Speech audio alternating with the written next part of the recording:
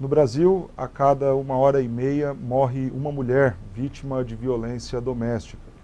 Um assunto extremamente importante, atual, triste também, que nós precisamos falar e ver aquilo que a Bíblia nos ensina sobre como nós devemos cuidar das nossas esposas. Para nos ajudar e falar também sobre este assunto, nós recebemos aqui a Sueli Amoedo. Ela é coordenadora da Coordenadoria dos Direitos da Mulher no município de Taboão da Serra.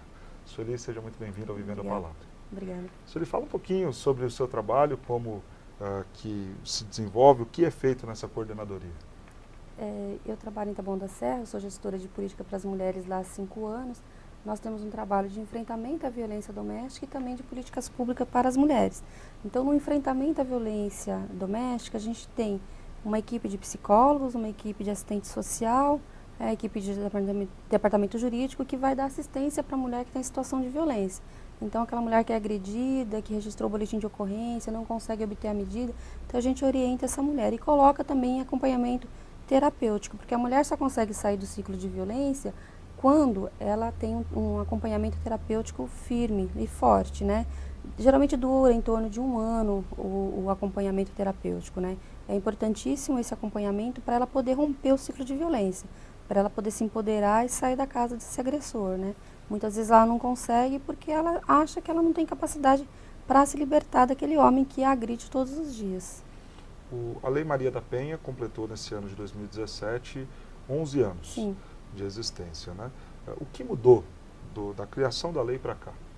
Então, antigamente nós tínhamos, né, a 9.099, a Lei 9.099, para os crimes de violência doméstica. Hoje nós temos a 11.340 de 2016, que é a Lei Maria da Penha, que é uma lei fortíssima, é a terceira lei melhor do mundo para proteger as mulheres.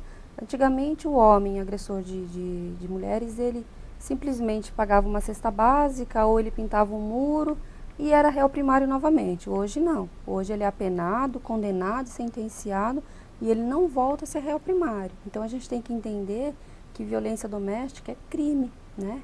Então, se o homem praticar violência doméstica, ele tem que saber, ele tem que estar ciente que ele vai responder pela lei Maria da Penha, que é uma lei muito forte para proteger as mulheres.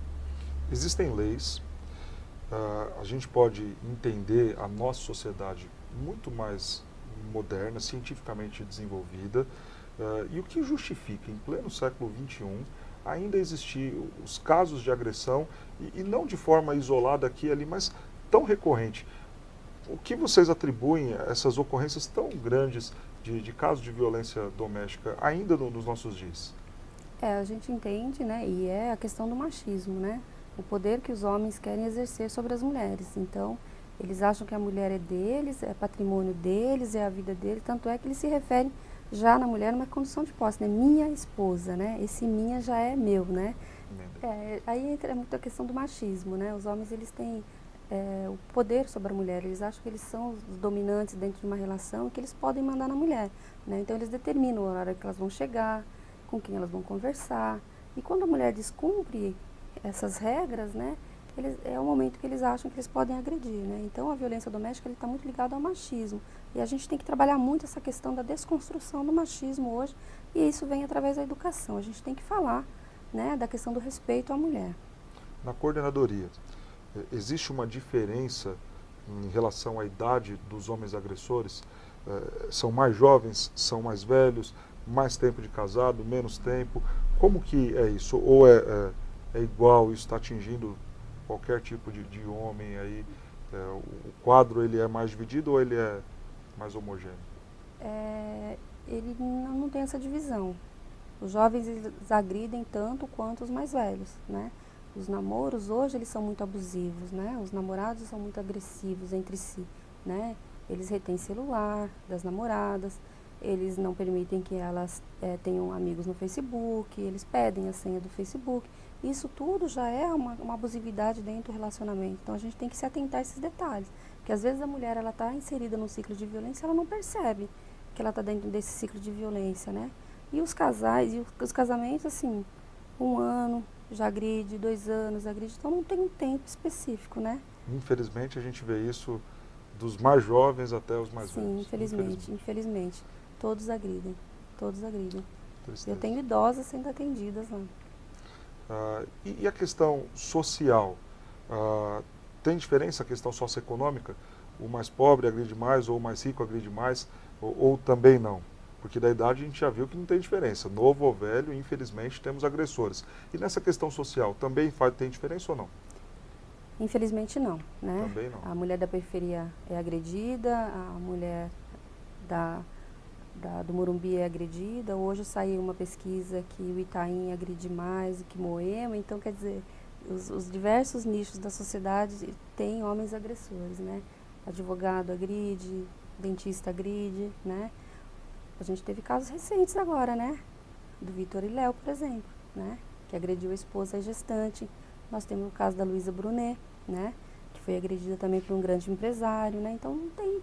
A mulher, para ser agredida, não precisa estar inserida em nenhum núcleo da sociedade na questão financeira, né? Basta ser mulher para ser agredida. A mulher que está sendo agredida, o que ela deve fazer? Então, a mulher que está sendo agredida, ela deve buscar ajuda o mais rápido possível, né? Como que ela busca essa ajuda? Onde ela busca essa ajuda? Então, aí a gente vai pensar na questão aonde ela está, né? Se ela mora num bairro, se ela mora num bairro e ela não participa de uma igreja, uma congregação, ela pode procurar uma unidade básica de saúde, procurar um enfermeiro, contar para o enfermeiro, para a enfermeira ou para o médico, né? Procurar o CRAS, procurar o CREAS, que são locais dentro da comunidade que ajudam essas mulheres. Se ela participa de um ciclo religioso, ela pode procurar o padre, pode procurar o pastor, aquela pessoa que ela confia, porque eles vão orientar ela a ir até a delegacia, né? O caminho é fazer boletim de ocorrência e ir até a delegacia fazer a denúncia. Tem que ser uma delegacia da mulher ou não? Qualquer delegacia recebe casos assim? Qualquer delegacia faz o boletim de ocorrência. Qualquer delegacia. Ela não pode se recusar a atender a mulher vítima de violência. A gente sempre pede para a mulher ir para a delegacia da mulher, né?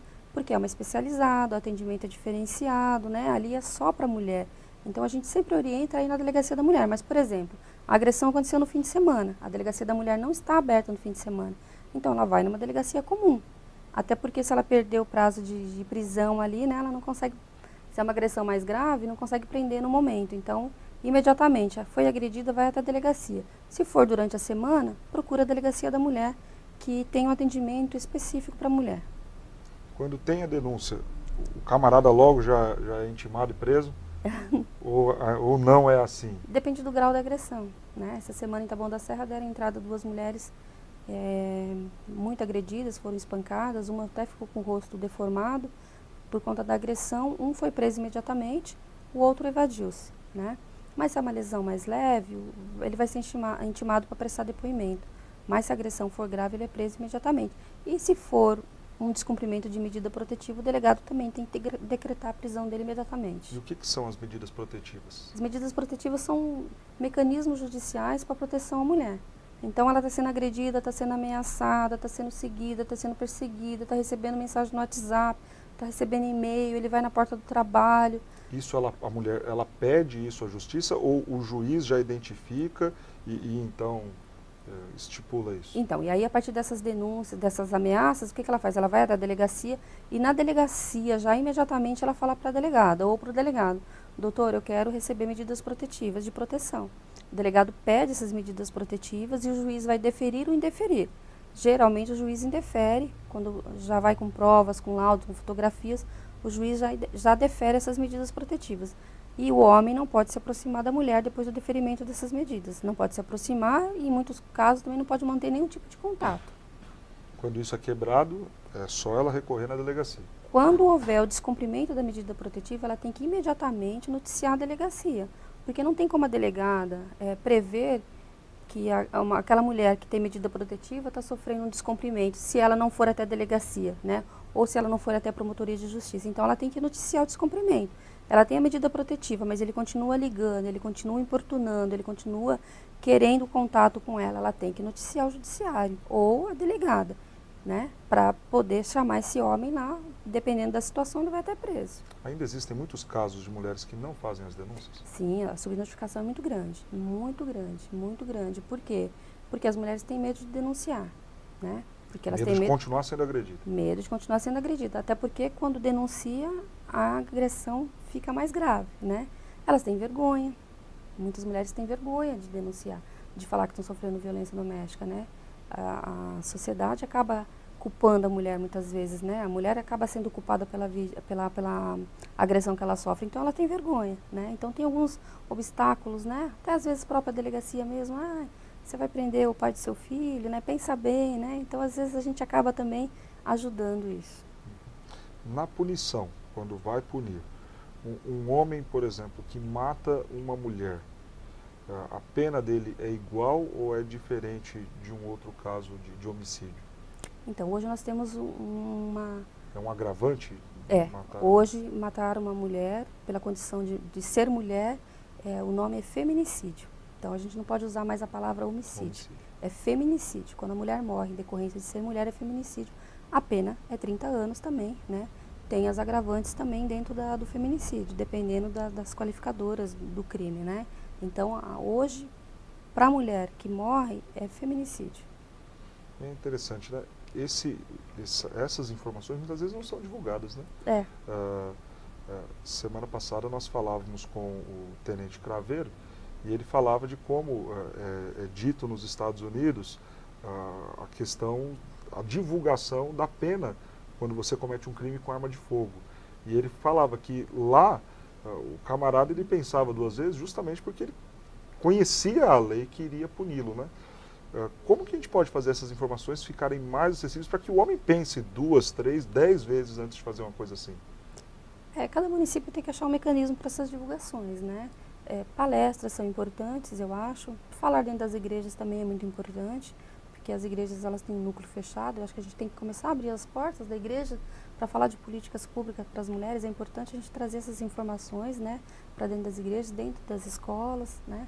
No município de Taboão da Serra, como eu estou dentro da Secretaria de Saúde, nós temos uma sensibilização com toda a parte clínica, então os enfermeiros são sensibilizados para a questão da violência. Essa sensibilização é uma orientação para que eles vejam o caso, identifiquem o caso, levem adiante. E tenham sensibilidade na hora de acolher a mulher, né? Porque às vezes, pastora, a mulher vai no posto de saúde, vai na segunda, vai na quinta e vai na sexta. Uma dor crônica, né? E não consegue, faz exame, não descobre o que é. Aí o enfermeiro tem a sensibilidade de chamar essa mulher para conversar, vamos conversar um pouquinho o que está acontecendo, né? E às vezes aquela dor dela é só um escape. Às vezes ela está sofrendo violência doméstica, está sofrendo violência psicológica, né? Então esse olhar diferenciado para essa mulher que vai todos os dias faz toda a diferença na vida dela. E a Coordenadoria dos Direitos da Mulher em Taboão da Serra faz esse trabalho? Faz. A Secretaria de Saúde faz através do Núcleo de Violência. O Núcleo de Violência tem reuniões quinzenais para conversar com a rede, né, para trazer informações e para acompanhar os casos também. A gente acompanha. Então, por exemplo, tem uma mulher lá no São Moritz que sofreu violência, mas ela não vem para a coordenadoria para atendimento, não vem para os acolhimentos. Aí a gente faz uma busca ativa dessa mulher, o município de Taboão da Serra faz uma busca ativa dessa mulher, vai até a casa dela, vai convidar ela para vir para a coordenadoria, para a gente saber o que está acontecendo com ela. Então, assim, a gente tenta mapear todas as áreas que tem mulheres sofrendo violência e todas as formas de violência e trazer elas para acompanhamento. Porque é muito importante para o município também, né? Se gasta muito com violência doméstica, né?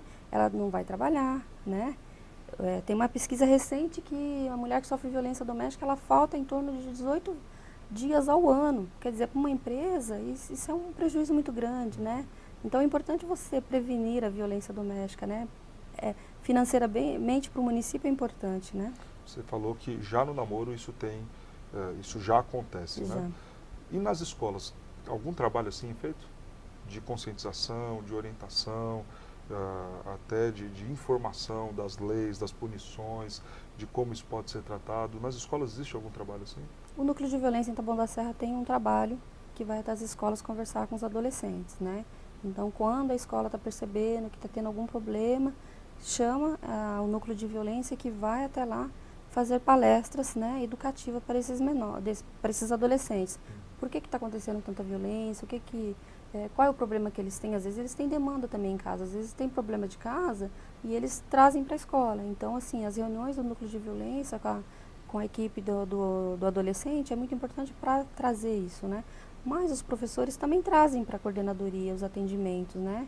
E a gente recebe muitos casos de abuso sexual, assédio de crianças trazido pelos professores.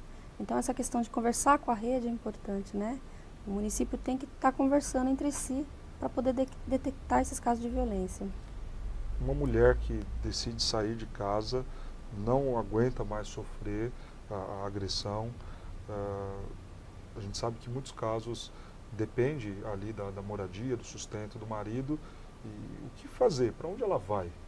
Né? Porque essa é uma questão também preocupante, né? Ok, vou deixar esse marido que me agride, muitas até ficam presas num relacionamento assim, justamente porque depende, seja financeiramente, seja por conta da moradia, seja por conta dos filhos, mas tá, eu não aguento mais isso. Para onde eu vou? Né? Alguma coisa assim é feita, é pensado, deve ser pensado e não é? Então, nós precisamos trabalhar essa questão dos abrigos, ou casa transitória, né? A casa transitória, ela vai abrigar a mulher durante 15 dias, 20 dias, mas é só naquele momento mesmo. Mas depois a gente não tem onde colocar ela um abrigo sigiloso, por exemplo. Um abrigo sigiloso, ela pode ficar lá 6 meses e sair para trabalhar, buscar renda, pode colocar os filhos na escola, continuar com os filhos na escola. Regionalmente nós não temos, pastor. De verdade é que a região não tem, a área dos mananciais não tem nem casa transitória e nem tem abrigo, né? Algum projeto, lei, alguma verba pública pensada, destinada a isso, seja federal, estadual? Eu penso que para um abrigo, o interessante seria que ele fosse de forma regional, né? Através dos consórcios. Então, os prefeitos se unirem, né? A área dos mananciais se unirem, para poder ter uma casa-abrigo, para nós tirarmos essa mulher dessa rota de violência, né? Porque, e para ter uma condição digna, pelo menos, de refazer a vida dela também. Porque grande parte dessas mulheres, o grande número dessas mulheres, elas não têm condições financeiras de sair desses lares, né? Elas dependem desses homens. Porque a primeira coisa que o homem faz quando ele casa, ele fala para a mulher, eu não quero que você trabalhe mais. Mulher minha não trabalha, é uma frase que a gente ouve corriqueiramente, né? E essa mulher fica 7, 8 anos dentro desse relacionamento e elas não buscam educação, elas não buscam emprego e elas ficam dependentes desse homem. Então é necessário que tenha uma casa-abrigo para essas mulheres, para elas poderem se restabelecer financeiramente e poder sair dessa casa, alugar uma casinha, morar, levar os filhos, né? Se quiser ir embora para outro estado, vai também, né? Então a gente precisa começar a conversar na área dos mananciais a implantação de uma casa-abrigo aqui, é muito importante. Sueli, como cristão, eu creio na redenção. É claro que eu reconheço o erro, o pecado de um homem que agride a mulher, mas creio que a mudança é possível. E um projeto que eu sei que vocês têm é o projeto Tempo de Despertar, que é muito interessante, que visa justamente tratar com este homem que errou e que tem que mudar, né, tem que ser tratado. Fala um pouquinho desse projeto. Então, esse projeto nasceu em 2014, né, um projeto da promotoria, da Prefeitura de Taboão da Serra, através da Coordenadoria da Mulher. E por quê? Porque essas mulheres, elas não querem desfazer os casamentos, porque todo mundo, quem casa, quer continuar casado durante muitos anos, né? E elas só falavam pra gente, doutora, a gente só quer que a senhora converse com ele. Então, a forma que o Ministério Público e a Coordenadoria achou de conversar com esses homens foi implantar o Tempo de Despertar em Taboão. Nasceu em 2014, é uma lei municipal de Taboão da Serra, hoje é uma lei municipal no município de São Paulo, Dória sancionou agora recentemente, então o Tempo de Despertar vai começar em São Paulo também. No que consiste? Trazer esses homens autores de violência para serem sensibilizados na questão da violência doméstica. Porque às vezes eles não percebem que eles são agressores e que eles praticam violência doméstica. É incrível isso, né? Eles não percebem que eles, quando eles chegam todos os dias e falam para ela, sua comida está muito ruim, seu cabelo está feio, você não limpou a casa direito, você não serve para nada. Eles não percebem que isso é violência psicológica. Então a gente, dentro do curso, a gente explica todas as formas de violência, que não é essa agressão física. Às vezes, no primeiro momento, eles ficam muito assustados, porque eu estou aqui, né? Eu sou um trabalhador, eu tenho um emprego fixo, não estou entendendo por que eu estou aqui. Então, até a gente explicar que eles estão ali porque eles praticaram violência doméstica, e até eles entenderem, né, demora um pouquinho. Mas depois, no decorrer do curso, a gente fala das mais diversas formas de violência. A gente fala de temas da mulher também, saúde da mulher, quando a mulher está no período menstrual, como ela fica, como ela se sente, para eles entenderem melhor. A gente fala também de outras questões, né, que são vistos como um problema para a sociedade. Por exemplo, falamos de questões LGBT, né, HIV. Então, eles se reciclam dentro desse curso. Tempo de Despertar, ele é um curso obrigatório. O camarada que foi agressor, no caso em Taboão da Serra, né? Ele obrigatoriamente tem que passar pelo Tempo de Despertar? Então, Ou é opcional, voluntário, ele não, foi procurar? não, ele é obrigatório. Obrigado. Obrigatório. Então nós temos dois, né? Nós temos o Tempo de Despertar, recentemente que já está há muito tempo, desculpa, já tá há 3 anos já. E agora recentemente a gente implantou também o Homem Sim Consciente também. Esse Homem Sim Consciente também são oriundos da Delegacia de Boletim de Ocorrência. Então a mulher lavrou um boletim de ocorrência, nós já separamos eles para participarem desse curso. O Homem Não tem Sim opção, ele vai Consciente ter que fazer. também, não tem opção, ele tem que fazer. O Tempo de Despertar, eles já estão inseridos dentro de um processo crime. Né? Ele já tem um processo, já foi feita denúncia, então pela promotoria, pelo juiz, eles são obrigados a irem. Então não tem escapatória. Ou eles vão pela delegacia participar dessa conversa, né? Ou eles vão através do judiciário. Se alguém de fora quiser ir, pode também ou não? No projeto Homem Sim Consciente também pode, que é Se com a Polícia mulher virar Civil. para o marido e falar, olha, eu só aceito você dentro de casa se você for lá e fizer. Ainda que ele não tenha intimação, indicação, ele pode chegar lá e falar, eu vim aqui porque eu quero cuidar do meu casamento. Ele pode participar? Então, foi bom você falar nisso, porque essa semana uma pessoa de Perdizes me procurou. Ele é agressor, ele agride a mulher, e o Conselho Tutelar entendeu que como ele era um agressor, o cuidado com os filhos estava sendo negligenciado. Então o Conselho Tutelar acolheu os filhos dele. E ele me procurou e ele está vindo de Perdizes fazer esse curso espontaneamente em Taboão, para poder ajudar ele nessa recuperar os filhos, a guarda dos filhos que ele perdeu recentemente. Tem algum custo? O curso tem algum custo? Nenhum. Nenhum. Só um espaço. E a boa vontade de fazer. Maravilha. Eu gostaria, para a gente encerrar a nossa entrevista, que você deixasse 2 mensagens. Uma, primeiro, para as mulheres que sofrem de agressão, ou que não sofreram, como que elas podem se prevenir disso, e outra para os homens. Né? Falar aos homens aí, o que você diria, então, para as mulheres e para os homens? Para as mulheres eu falo que elas têm que fazer denúncia, é necessário fazer a denúncia. Muitas mulheres morrem todos os dias, é só ligar a TV, né? As mulheres elas tendem a pensar que com elas não vai acontecer o pior, né? E esse pensar que não vai acontecer o pior é que acarreta as consequências de morte, né? Então as mulheres que estão sofrendo violência, mesmo que seja a violência psicológica, que procure ajuda. Rompa esse ciclo de violência antes que ele aumente e antes que fique irreversível, né? Antes que cause a morte dela.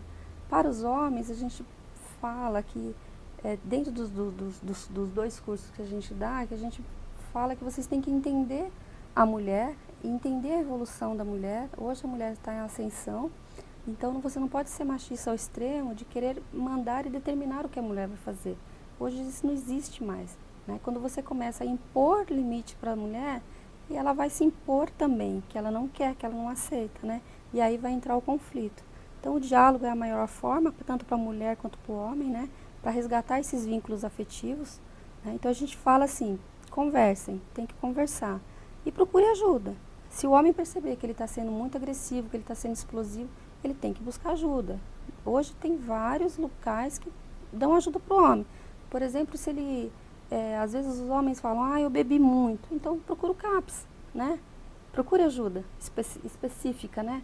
Eu estava nervoso, estou desempregado. Os municípios têm dentro do seu organograma locais para recolocação de trabalho, né? Então não existe desculpa para a violência, né? Então a gente tem que buscar sempre ajuda e conversar também. Perfeito. Sueli, muito obrigado. Obrigada. Que Deus te abençoe grandemente no seu trabalho, que é um trabalho muito sério, muito importante. Que Ele abençoe toda a equipe lá da coordenadoria. Amém. E que a gente tenha êxito nessa mudança tanto de pensamento dos homens, da sociedade como um todo, e também na recuperação dessas mulheres, dessas famílias, em nome de Jesus. Amém. Deus te abençoe. Que assim seja. No Éden, Deus observou Adão, viu que o homem estava só e preparou para ele uma mulher. A mulher foi feita da costela de Adão justamente para que fizesse parte dele, para que ele tivesse um cuidado especial e um carinho com ela. Maltratar uma mulher é então, de forma obstinada, ir contra a vontade de Deus para essa relação homem e mulher. Quando nós vemos aquilo que a Bíblia diz sobre como o homem deve tratar uma mulher, nós vemos que a Bíblia não é nem machista, como muitos dizem, muito menos feminista. Mas ela nos dá bons princípios de como um homem deve tratar bem uma mulher. Veja o que a Bíblia nos diz em Efésios capítulo 5, versículo 25. Maridos, amai vossa mulher, como também Cristo amou a igreja e a si mesmo se entregou por ela. Veja que a ordem de Deus é para que o homem ame a sua esposa e cuide muito bem dela, ao ponto de, se necessário for, se entregar, se sacrificar, dedicar tempo, dedicar esforços por sua mulher. Veja agora o que diz o verso 28. Assim também os maridos devem amar a sua mulher como o próprio corpo. Quem ama a esposa ama a si mesmo, porque ninguém jamais odiou a própria carne. Antes a alimenta, dela cuida, como também Cristo faz com a sua igreja. O marido que entende aquilo que a Escritura diz, não trata mal sua mulher. Não a desrespeita, não a ofende, muito menos a agride. Pelo contrário, ele cuida, ele sustenta, ele trata muito bem ela, porque entende que ela faz parte do seu próprio corpo. Por isso, se ele ama a si mesmo, ele devota também este amor à sua esposa. Ainda a palavra de Deus nos ensina lá na primeira carta de Pedro, capítulo 3, versículo 7, que o marido deve viver a vida comum do lar. Ou seja, até mesmo fazer as coisas e as tarefas de dentro de casa para ajudar a esposa, para aliviar o fardo e o peso para ela e não maltratá-la. E diz também que ele deve considerar a esposa como sendo parte mais frágil. Além do fato de ter que tratar bem a esposa, é uma grande covardia um homem agredir uma mulher. É colocar aquela que é a parte mais frágil contra um homem que, além de fisicamente ser mais forte, vai ter aí essa condição oposta deste bom tratamento, desrespeitando e maltratando a sua esposa. Se nós podemos então imaginar o que a Bíblia nos diz sobre este assunto que debatemos no programa de hoje, o marido não tem hipótese alguma o direito de tratar mal a esposa, muito pelo contrário. A gente pode dizer até que, se ele é inteligente, não apenas crente, mas inteligente, ele trata bem a esposa, ele cuida muito bem dela, porque fazendo isso, ele cuida e revela o seu amor por si mesmo. Que Deus te abençoe. Que Deus dê a você, homem, a condição inteligente, crente, fiel, de cuidar muito bem da sua esposa. Que Deus dê a você, mulher, a sabedoria para cuidar muito bem do seu lar, orar pelo seu esposo, mas se em algum momento também for agredida, tenha coragem de denunciar, de repreender, de levar o caso adiante, porque isso não é o que Deus quer para você, que você seja agredida. Pelo contrário, Ele quer que você viva bem a vida conjugal ao lado do seu marido, sendo respeitada por ele. Que Deus abençoe você, abençoe a sua família e cuide muito bem dos seus.